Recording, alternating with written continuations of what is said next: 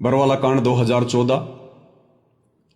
और आप सभी को पता है कि काल की कुप्रेरणा से जिन जिन आत्माओं ने गुरु को मानुष मानकर मर्यादाएं तोड़ रखी थी, और शतलोक आश्रम बरवाड़ा में जो लोग गुरुदेव के आसपास रहा करते थे, विशेष सेवादारों में जिनका नाम था, बड़े बड़े कोऑर्डिनेटर थे, गुरुजी का परिवार था, ये सभी लोग गुरुजी के आसपास रहने के कारण उनको पहचान नहीं पाए।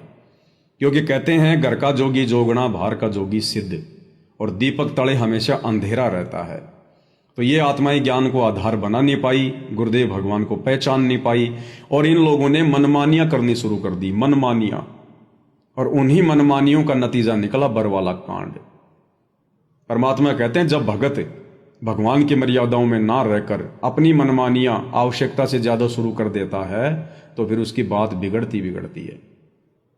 तो इन लोगों ने गुरु को मानुष मानकर और ये सोचकर कि वही लाखों की संगत है और संगत के दान का पैसा हमारे पास में है करोड़ों में, ये प्रशासन हमारा क्या बिगाड़ लेगा, ये जज हमारा क्या बिगाड़ लेंगे, और ये लोग अहंकार युक्त हो गए, मान बढ़ाई में आ गए, अपनी मर्यादाओं को भूल गए, और गुरुदेव भगवान को भी पीछे कर दिया कि गुरुजी आप शांत रहो, बस हम सब कुछ संभाल लेंगे, हमें सब कुछ पता है।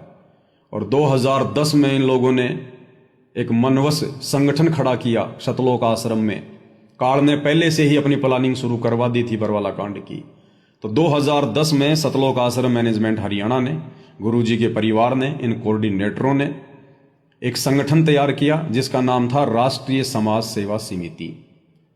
और उस राष्ट्रीय समाज सेवा समिति में उन्हीं लोगों को शामिल किया गया जो लोग गुरु को मानुष मानते थे और गुरु जी के छोटे भाई कलयुगी भाई महेंद्र की बातों को ज्यादा महत्व दिया करते थे।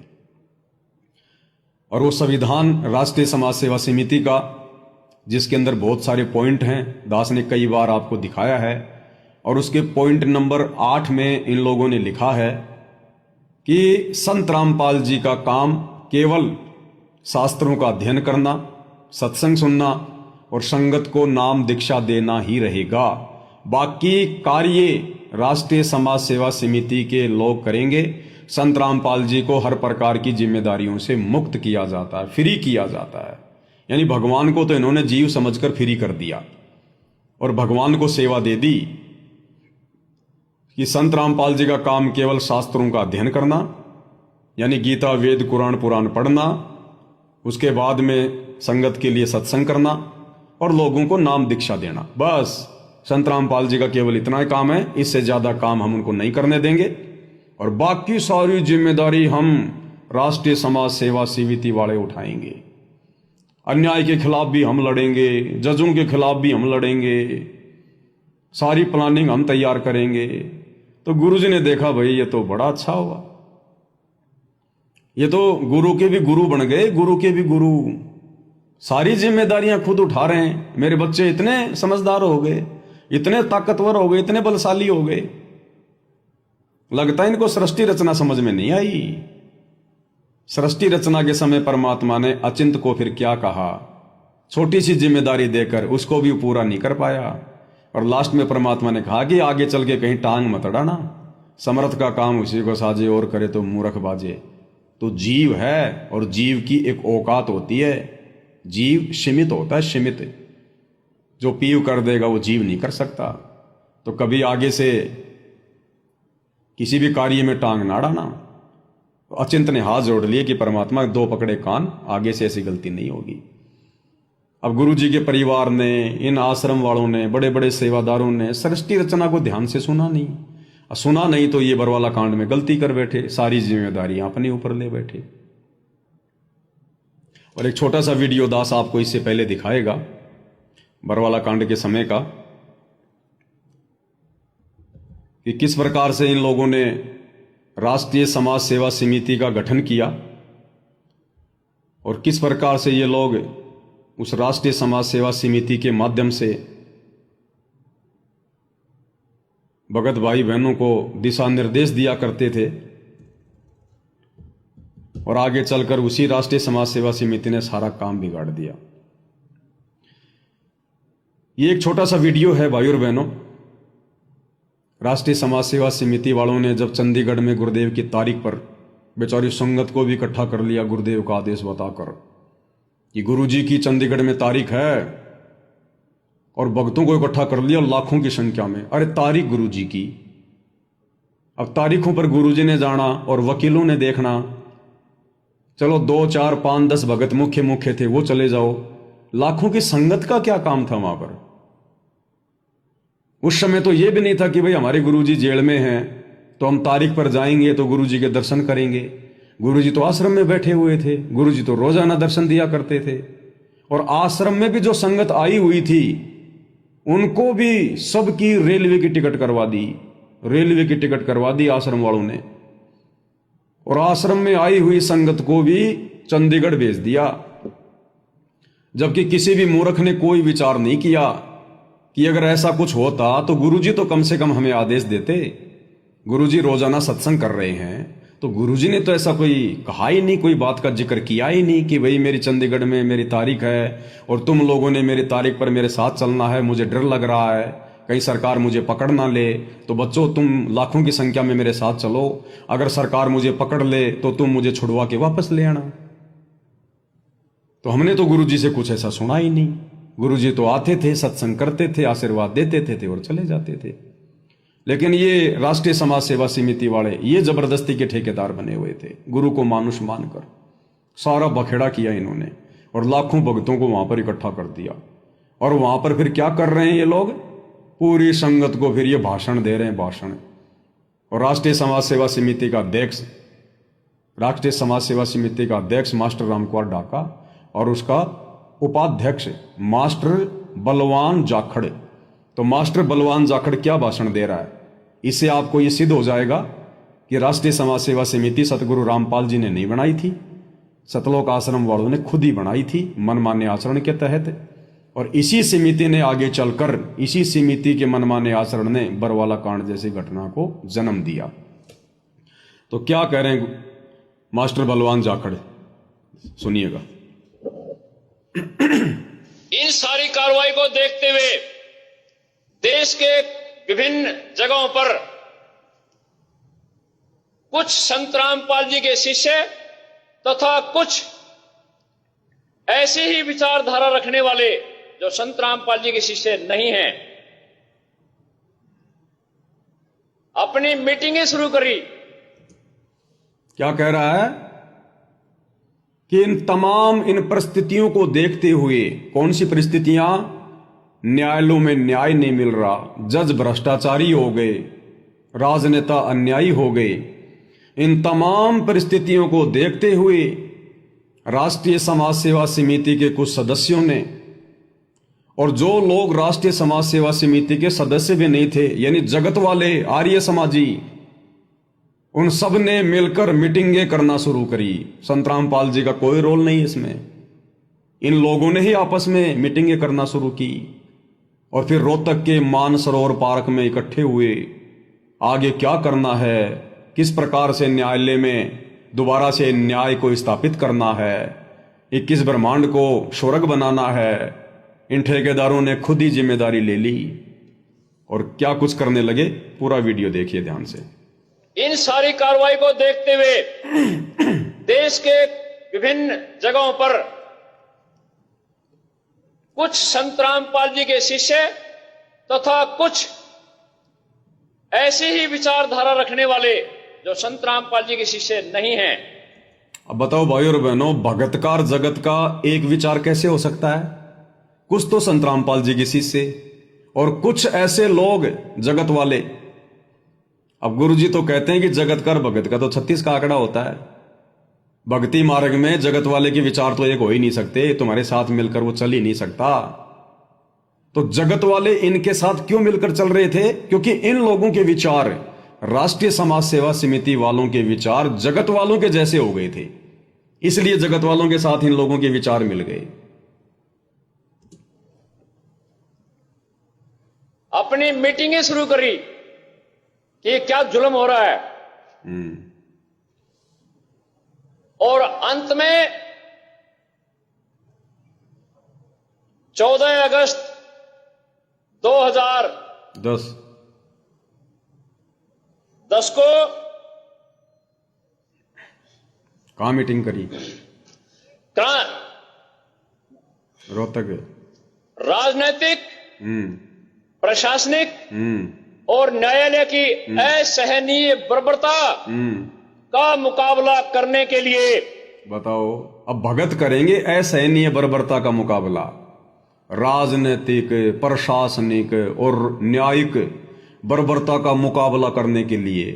अरे सीधी सीधी माल हाथ में लेके भक्ति करनी थी, डर के कि सतगुरु के दरबार में मेरे थर थर कांपे दे, और ना जाने किसी बात पे मारा बिगड़ न जावे ने। और ये समाज सुधारने के ठेकेदार बन गए, समाज सुधारने के। ये खुद नहीं सुधरे गुरुजी से, 30 साल हो गई गुरुजी से, ये खुद नहीं सुधरे, और ये लोग समाज को सुधारने निकल चले मनमाना आचरण करते हुए। संत रामपाल जी के शिष्य यानी हम लोग, अच्छा, और हमारे से विचार मेल खाने वाले अन्य लोग। बताओ, अब भक्तों से विचार कैसे मेल खाएंगे जब तक लोग भक्ति मार्ग में नहीं आएंगे? लेकिन इन राष्ट्रीय समाज सेवा समिति वालों के विचार जगत वालों से मेल खा रहे थे। क्यों?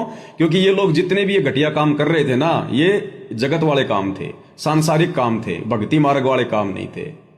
तो इनके विचार मेल खा गए जगत वालों से, काल ने मेल खिलवा दिया। जो बाद में शिष्य भी बन गए होंगे। अच्छा, बाद में शिष्य भी बन गए होंगे, कन्फर्म भी नहीं है कि वो बन गए होंगे, इसका मतलब वो जगत वाले इकट्ठे हुए।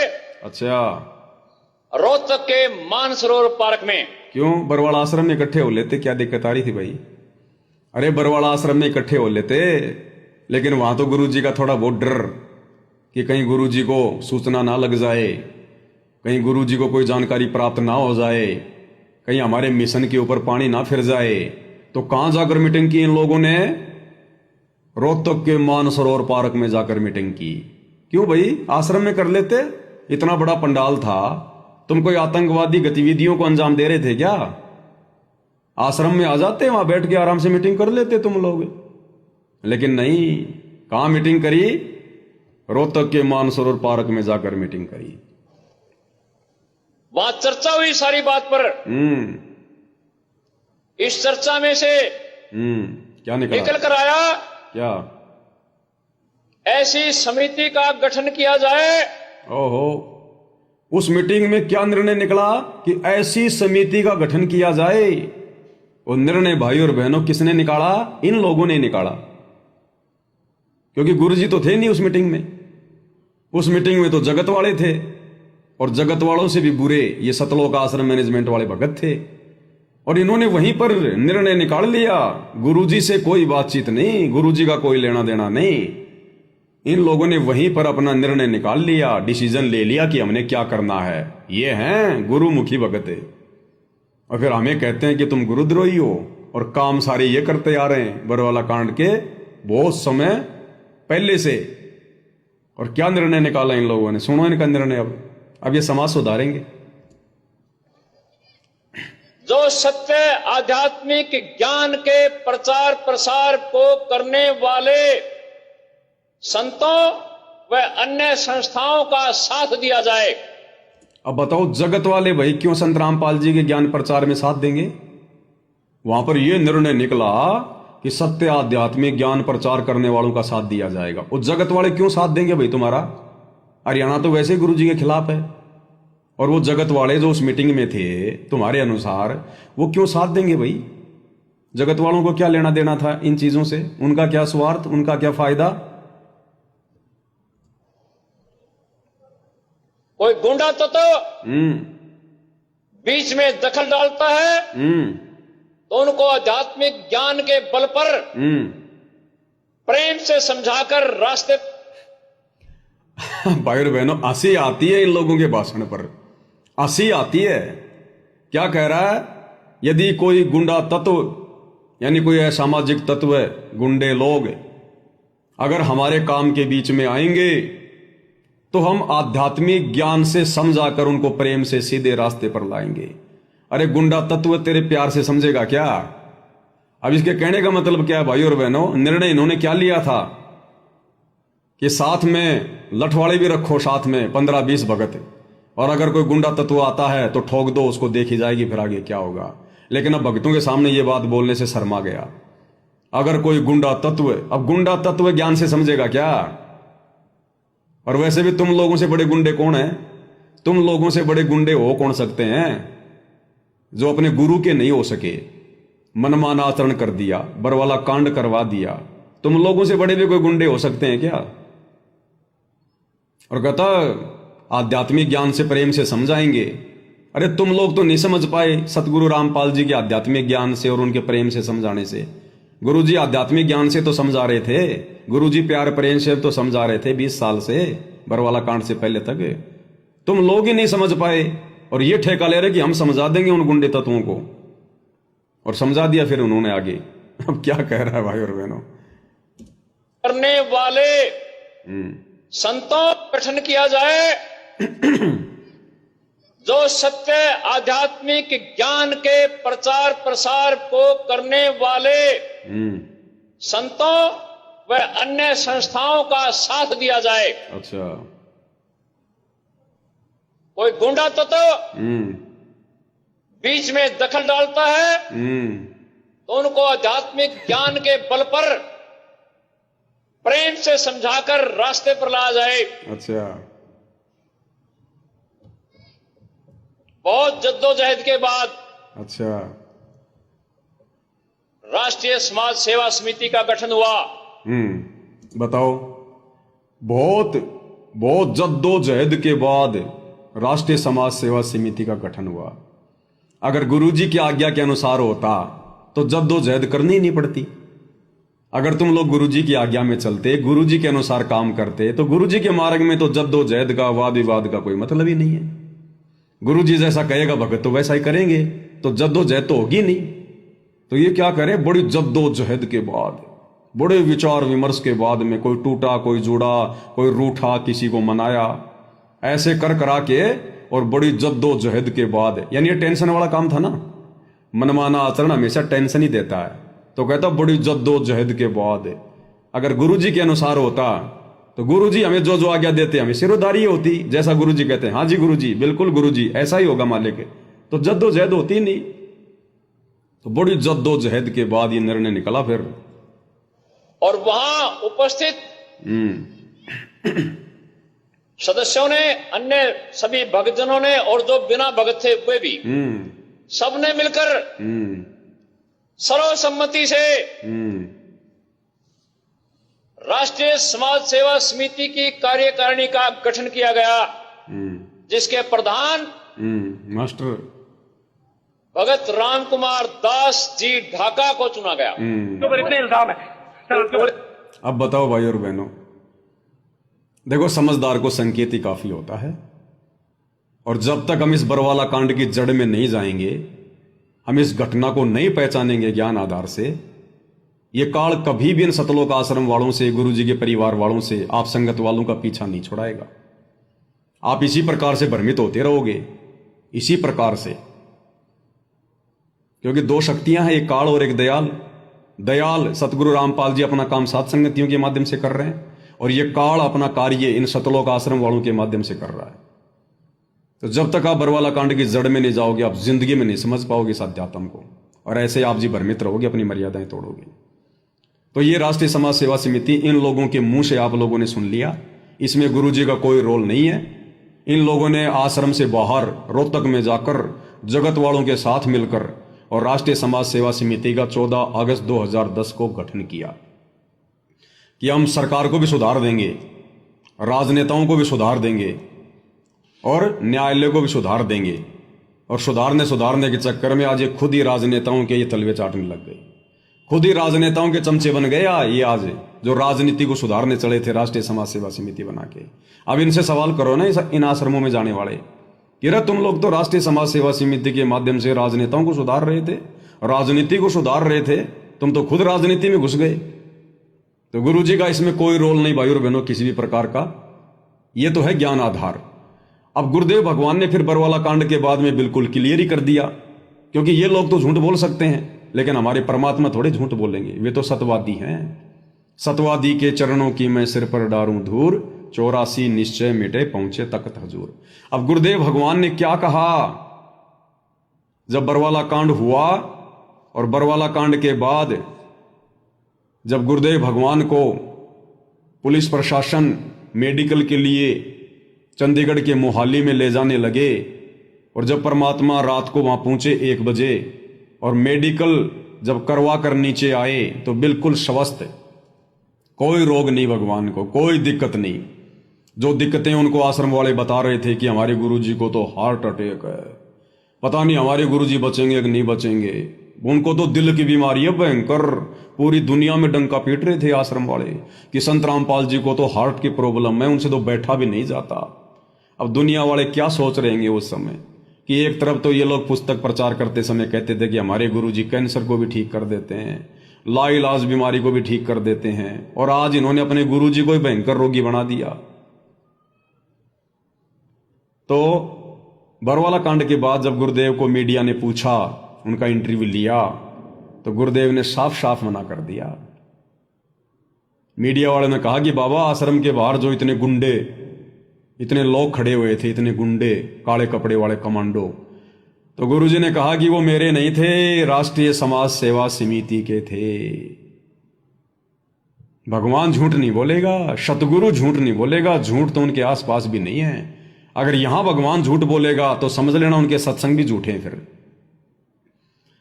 तो गुरुदेव ने कहा कि वो मेरे नहीं थे, वो राष्ट्रीय समाज सेवा समिति के थे।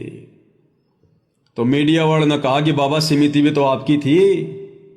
तो गुरुदेव ने कहा कि नहीं, समिति मेरी नहीं थी, ना मेरी है। क्लियर कर दिया भगवान ने, क्लियर, कि ये सारा का सारा मनमाना आचरण बरवाला कांड में गुरुजी के परिवार का, जिस परिवार के पीछे, जिन कोऑर्डिनेटरों के पीछे, गुरुजी के रिश्तेदारों के पीछे, गुरुजी के भाई बंधुओं के पीछे आज ये संगत आंख बंद करके चल रही है ना, इन्हीं का सब कुछ किया कराया है, ये इन्हीं का सब कुछ किया कराया। और इन लोगों की कुसंगति करके आप कभी भी गुरुजी के हृदय में जगह नहीं बना सकते, कभी भी। इन लोगों की कुसंगति करना तो समझो अभी आप काल के पक्ष में खड़े हैं, काल के पाले में अभी आप। तो सतवादी गुरुदेव भगवान ने क्या कहा फिर?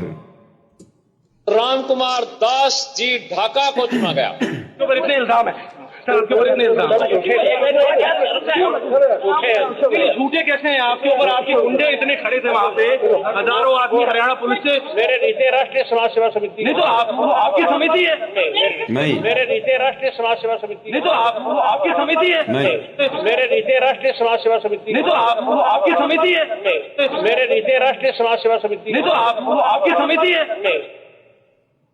क्लियर भाई और बहनों, गुरुदेव भगवान ने बिल्कुल नकार दिया कि ना वो समिति मेरी थी और ना उस समिति के अंदर जितने भी लोग थे, मेरे बेटे, मेरा भाई, ये रामकुमार ढाका, बलवान जाखड़, ये जो कोऑर्डिनेटर, ये लोग मेरे नहीं हैं। अब समिति गुरुजी की नहीं है तो समिति के अंदर जितने भी लोग थे फिर वो भी गुरुजी के नहीं है। अरे समिति क्या है? समिति तो एक कागजों में नाम है, मेन क्या है? उसके अंदर जितने भी लोग शामिल थे, 52-53 लोग शामिल थे। ये सारे स्टेट कोऑर्डिनेटर, गुरुजी के दोनों लड़के, रामकुमार ढाका, बलवान जाखड़, और गुरुजी ने कह दिया कि समिति मेरी नहीं। इसका मतलब समिति में जितने भी लोग थे वो गुरुजी के नहीं थे। रिजेक्ट कर दिया कि ये तो मेरे भगत भी नहीं है मेरे। अब बताओ, फिर भी संगत की आंखें नहीं खुल रही। जिन लोगों ने गुरुजी को रिजेक्ट कर रखा है कि ये तो मेरे भगत भी नहीं है और इन्होंने मनमाना काम किया है, मुझे भी मुसीबत में डाल दिया और बेचारी संगत को भी मेरे से दूर करवा दिया, मेरा आश्रम भी बर्बाद करवा दिया, और आज संगत उन्हीं लोगों की कुसंगति कर रही है। तो संगत कैसे गुरुजी के चरणों में जगह बनाएगी? कैसे गुरुजी के हृदय में जगह बनाएगी? बिल्कुल क्लियर। अब आपके समझ में आएगा भाई और बहनों, इनका मनमाना आचरण जो इन्होंने बरवाला कांड में किया। अब ये वीडियो आपके समझ में आएगा। सतलोक आश्रम बरवाड़ा में जो व्यक्ति भक्तों की इंटरव्यू लिया करता था 2014 से पहले, राज कपूर उर्फ प्रीतम दास, राज कपूर कहा करते थे उसको, बंदूक लेके चलता था, पिस्तौल, छोटे मोटे भगत नहीं है, ध्यान रख लेना। अब वो क्या स्टेटमेंट दे रहा है मीडिया को बरवाला कांड के समय, जब धारा 144 लग रही है, हजारों की संख्या में पुलिस प्रशासन खड़ा हुआ है, कि भाई संत रामपाल जी तारीख पर क्यों नहीं जा रहे। उधर से कोर्ट का सख्त आदेश आ गया कि फला फला तारीख को संत रामपाल जी को किसी भी कीमत पर कोर्ट में पेश किया जाए। तो हजारों की संख्या में पुलिस प्रशासन अलर्ट हो गया, मीडिया वाले जमा हो गए और इन्होंने हमारे जैसे भोले भाले भक्तों को बना के कमांडो गुरुजी का आदेश बता के खड़ा कर दिया। अब ये भाई जो अरे हम तो उस समय नए नए जुड़े थे, किसी को 6 महीने, किसी को 1 साल, किसी को 2 महीने।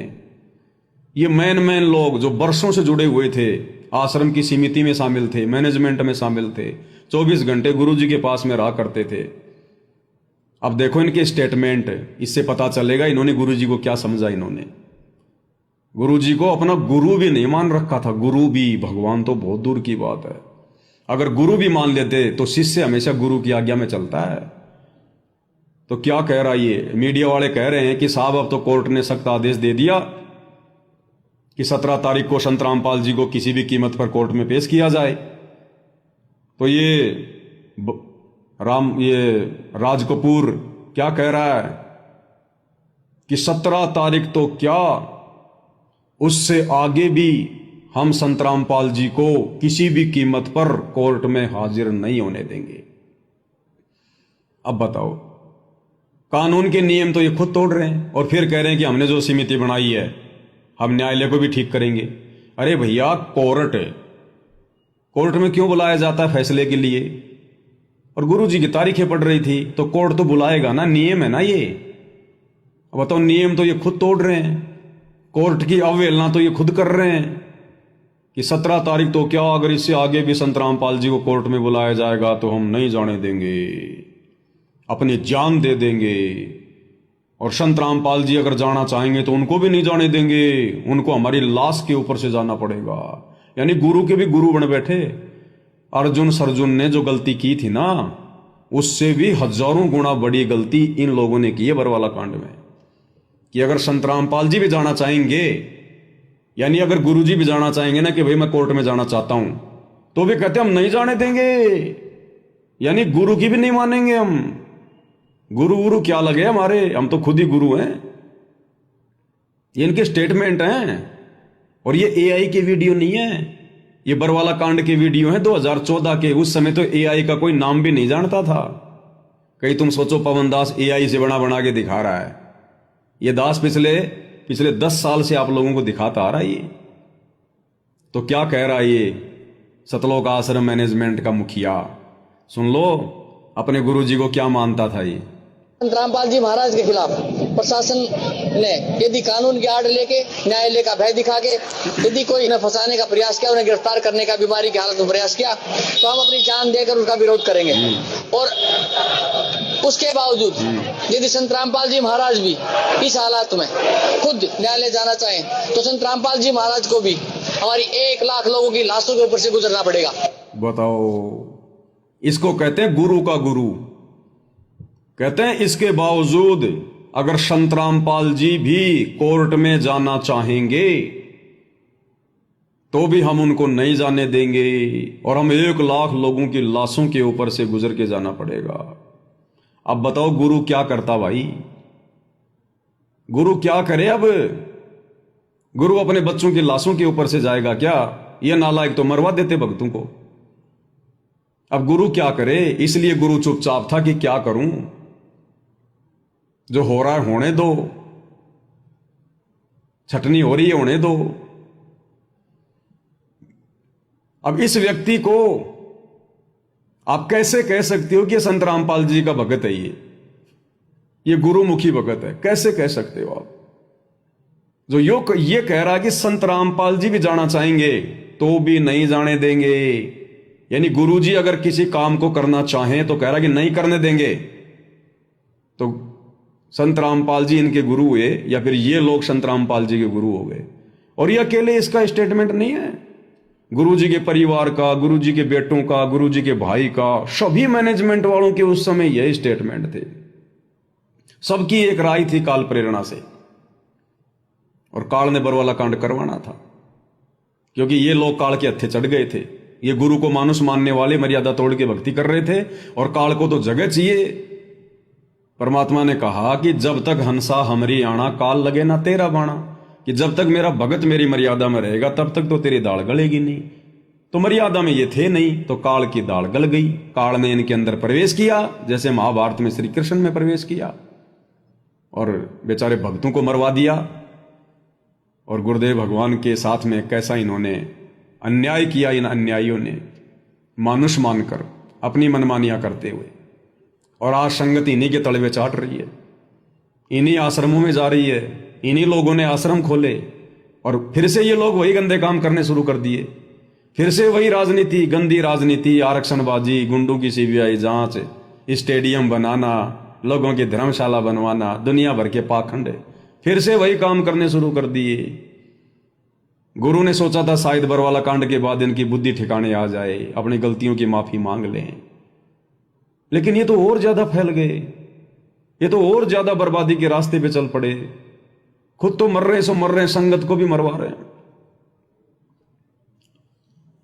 तो क्या कह रहा है भाई और बहनों, देख लो बाप, आपके सामने ये, मैं तो कुछ कह नहीं रहा। उसके बावजूद यदि संत रामपाल जी महाराज भी इस हालात में खुद न्यायालय जाना चाहें तो संत रामपाल जी महाराज को भी हमारी 1 लाख लोगों की लाशों के ऊपर से गुजरना पड़ेगा।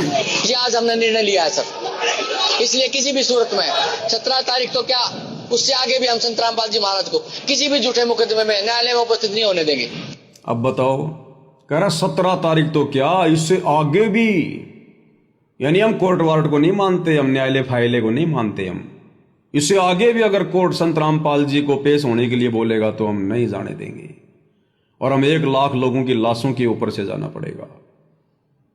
और ये बात भाई और बहनों फिर गुरुजी ने कोर्ट में जाकर कही कि जी मैं तो तारीख पे आना चाहता था, लेकिन क्या करता, लोगों ने मुझे बंधक बना लिया। इन मूर्खों ने अपने गुरुजी को बंधक बना लिया, मानुष मानकर। गुरुजी के वकील का स्टेटमेंट है, और सही बात है। बताओ गुरुजी अब क्या करते। गुरुजी ने देखा अगर मैं जाऊंगा तारीख पर तो इनके सिर पर तो काल बैठा है, ये तो ना जाने संगत को क्या आदेश देकर, और बेचारी संगत को ये तो मरवा देंगे, ये तो कि ये पुलिस वाले जबरदस्ती गुरुजी को पकड़ना चाहते हैं, और गुरुजी का आदेश है मार दो इन पुलिस वालों को। ये तो लेके डंडे फंडे हथियार बंदूक सब खड़े हुए थे। तो गुरुजी ने सोचा कि यहां तो लाशों के ट्रक भरेंगे, इसलिए परमात्मा चुपचाप रहे, कुछ नहीं बोले। और इन मूर्खों ने गुरुजी को भी बंधक बना लिया। बंधक मतलब कुंडी लगा दी कि गुरुजी नहीं जाने देंगे आपको। अब गुरु क्या करे भाई, परमात्मा एक आम व्यक्ति की लीला कर रहा है, बाकी तो फाड़ दे परमात्मा धरती को, किसकी औकात है। अरे यही कबीर भगवान सतगुरु रामपाल जी जब 52 रूप बनाकर बाली की 100वीं यज्ञ में गए उसको खंड करने के लिए, और जब उस बाली को मालूम पड़ा इस बात का, जब परमात्मा ने 2 डग में पूरी धरती नाप दी और तीसरी रखने के लिए जगह नहीं मिली, तो फिर बाली ने क्या किया, बाली ने 5 लाख सैनिक लगा दिए परमात्मा के पीछे कि इसको पकड़ो। अब भगवान कहां उनकी पकड़ में आने वाले थे। अंत में बाली को नाक रगड़ के माफी मांगनी पड़ी कि परमात्मा मैंने आपके साथ में बदतमीजी की है, मुझे माफ कर दो। अब इन्होंने कहां समझा था अपने गुरुजी को। परमात्मा चाहते तो फाड़ देते सब कुछ, लेकिन ये दयालु है, ये परमात्मा है। जब ये संत रूप में धरती पर आता है ना, उस समय किसी का बुरा सोच भी नहीं सकता। कुछ एक भगत भाई बहन शंका व्यक्त कर देते हैं जब दास ये कहता है कि भाई त्रेता युग में और नरसिंह भगवान का जो रूप था वो कबीर भगवान सतगुरु रामपाल जी ने बनाया था, और परमात्मा ने अपने सत्संग में साफ साफ कह रखा है। और असुर निकंदन रमेणी में भी हम पढ़ते हैं कि नरसिंह रूप धरे गुरु राया। गुरु राया यानी गुरु साहेब, सतगुरु साहेब, सतगुरु परमात्मा ने ही। अब विष्णु जी कोई गुरु थोड़े थे। नरसिंह रूप धरे गुरु राया, कबीर भगवान सतगुरु रामपाल जी, इन्होंने धरा था वो रूप। तो कई कहते हैं कि भगवान तो किसी को मारते ही नहीं, मारता तो काल है, फिर क्यों मारा नरसिंह रूप बना के। क्या वो कबीर भगवान थे? हाँ वे कबीर भगवान ही थे। सबका बक्कल ये भगवान ही उतारता है, सबके किए गए कर्मों की सजा ये कबीर भगवान ही देता है। दुष्टों का बक्कल यही उतारता है। रावण का भी इन्होंने उतारा, देख लिया होगा आपने। और उसका द्वापर में उसका कंस का भी इन्होंने बक्कल उतारा, हिरण्यकश्यप का भी इन्होंने बक्कल उतारा। भस्मासुर का भी इन्होंने बक्कल उतारा, सबका यही उतारते हैं बक्कल। तो उस भगत की समझ में नहीं आई, बोल भगत जी ऐसे कैसे हो सकता है, भगवान तो किसी को मारता ही नहीं। तो दास ने ज्ञान आधार से बताया कि भाई देख, जब ये परमात्मा कबीर साहिब धरती पर सतगुरु रूप में आता है, संत रूप में आता है, तत्वदर्शी संत के रूप में आता है, उस समय इस परमात्मा ने अपना एक इतिहास बनाना होता है। आत्माओं को धर्म कर्म की जानकारी देनी होती है, सतलोक लेकर जाना होता है, शास्त्रों की जानकारी देनी होती है, और शास्त्रों में संत के कुछ लक्षण लिखे होते हैं। तो उस अनुसार परमात्मा चींटी को भी सताने की ना तो अपने भक्तों को कोई आदेश देता है और ना स्वयं सताता है। कब? जब ये संत रूप में आता है। संत रूप में लोगों की मार खा लेगा, लोगों की गालियां खा लेगा, लेकिन ये किसी की तरफ उफ तक नहीं करेगा। और जब ये भगवान संत रूप में नहीं होता है, अन्य किसी भी रूप में प्रकट होता है, उस समय फिर ये बक्कल उतार देता है, बक्कल उतार देता फिर ये। लेकिन संत रूप में ये परमात्मा अंततः अपनी संताई पर रहता है कि संत ना छोड़े संतता, चाहे कोटिक मिलो असंत। तो केवल संत रूप में, सतगुरु रूप में, तत्वदर्शी रूप में परमात्मा खुद मार खा लेगा, किसी को मारेगा नहीं। बाकी ये भगवान ही बक्कल उतारता है सबका, परमात्मा ही उतारता है बक्कल। तो फिर उसके समझ में आई ये बात। तो बताओ भाई और बहनों, ये तो कह रहे हैं कि 17 तारीख तो क्या, अगर 17 तारीख के बाद में भी संत रामपाल जी खुद भी जाना चाहेंगे, हम नहीं जाने देंगे। तो बन गए ना गुरु के गुरु, हो गई सारी मर्यादाएं छिन भिन, ये सतलोक जाएंगे ये। अरे अर्जुन ने भी ऐसी गलती नहीं करी थी जैसी गलतियां इन लोगों ने करी हैं बरवाला कांड में, जो आज संगत के ठेकेदार बने हुए हैं और सारे उल्टे काम करवा रहे हैं। क्या कह रहा है?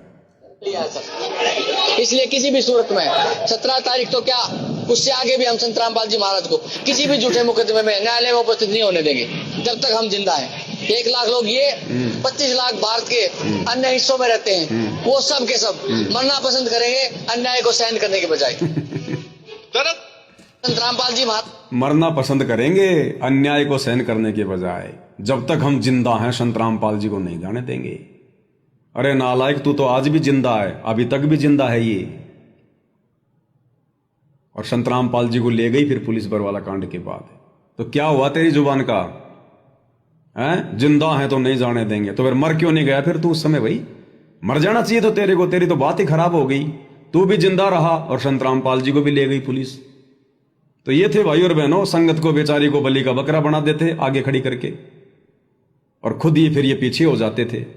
और जब वो पुलिस वालों की लाठियां बरवाला कांड के समय भक्तों के ऊपर जब वो पड़ने लगी, तो ये सबसे पहले भाग गए अंदर। सबसे पहले ये मैनेजमेंट वाले, गुरुजी के परिवार वाले सब अंदर भाग गए, और इन्होंने मेन गेट बंद कर लिया आश्रम का। बेचारे भक्तों को भी अंदर नहीं घुसने दिया, और उसी के कारण बाकी बेचारे भगत मरे पुलिस वालों के वो डंडे खा खा के। इन्होंने मेन गेट का दरवाजा बंद कर दिया। पहले तो गुरुजी का आदेश बता के सबको बाहर बैठा दिया कि मरना है, मारना है, पुलिस वालों को अंदर नहीं जाने देना, गुरुजी का आदेश है। और जब लाठियां पड़ने लगी, सबसे पहले ये लोग भाग के अंदर गए और मेन गेट को बंद कर दिया। बेचारे भगत बाहर फिर पुलिस वालों से मार खा रहे हैं, फिर माताएं बहनें। ये हैं दुष्ट, ये हैं राक्षस इस कलयुग के, तुम जिनको भगत कह रहे हो।